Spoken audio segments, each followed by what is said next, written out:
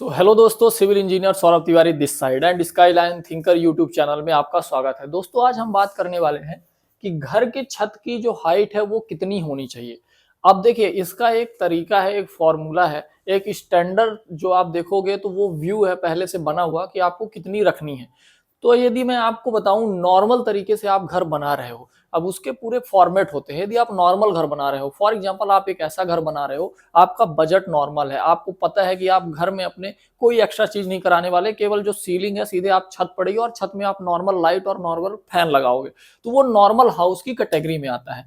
अब यदि आप जो रेंटेड हाउस बनाते हैं या जर्नल लोग जो इकोनॉमिकल सेक्शन में आते हैं, उनके पास बहुत ज्यादा पैसा तो होता नहीं है, तो वो सोचते हैं कि हमारा किसी तरह घर बन जाए, प्लास्टर हो जाए, छत पड़ जाए, नॉर्मल लाइट और नॉर्मल फैन से हम काम चलाएंगे अपना।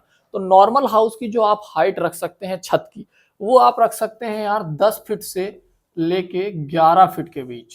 ठीक है, जबकि स्टैंडर्ड यदि आप समझो तो 10 फीट 6 इंच आपको लेके चलनी चाहिए यदि आप नॉर्मल हाउस बना रहे हो।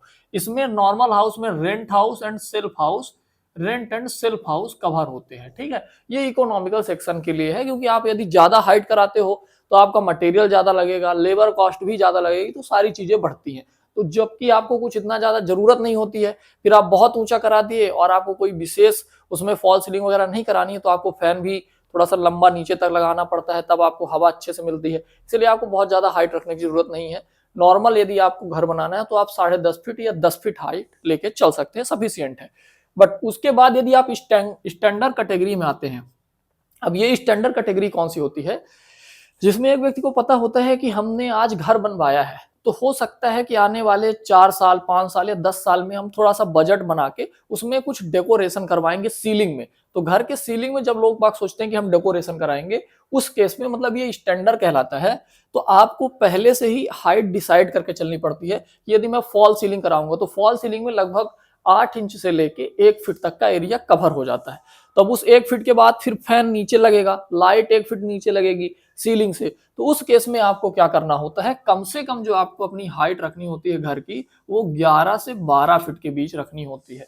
कम से कम यदि आप फॉल सीलिंग कराना चाहते हो तो आप 11 फीट रख लो, स्टैंडर्ड है, या तो आप 12 करा लो। इसीलिए ज्यादातर लोग जो सजेस्ट करते हैं और जो बनाते हैं वो करते हैं 11 फीट 6 इंच। इस केस में होता क्या है, यदि 1 फीट चला भी गया फॉल सीलिंग में, आपने अच्छा स्टैंडर्ड डेकोरेशन करा दिया, तो 10.5 फीट नीचे से नीचे हाइट मिल जाती है इसके बराबर। ठीक है, इसके बाद आपको अपनी लाइट आपकी इतने में ही लग जानी है, 10.5 में फिर फैन आ जाना है, तो आपको एक अच्छी हाइट मिल जाती है। और साथ में जो फॉल सीलिंग है उसकी वजह से आपका जो सीलिंग है वो छोटा नहीं लगता, दबा हुआ नहीं लगता।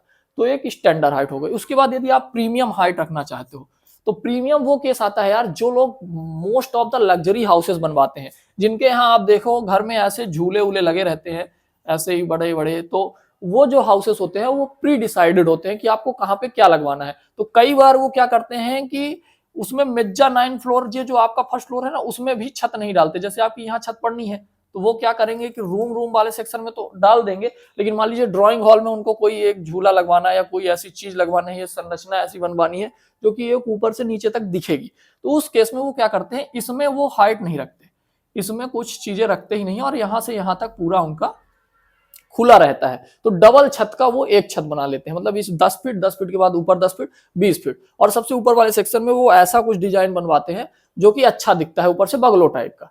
तो ये प्रीमियम क्वालिटी है, इसमें पहले डिजाइन होता है और वहां पे इस तरीके से जो है तो बनवाया जाता है। तो आई थिंक आपको ये वीडियो अच्छा लगा होगा। वीडियो पसंद आया तो उसको लाइक कर देना यार, एंड इस चैनल को पहली बार देख रहे हो तो स्काईलाइन थिंकर्स को सब्सक्राइब कर लो, हम आपको सिविल इंजीनियर बना देंगे।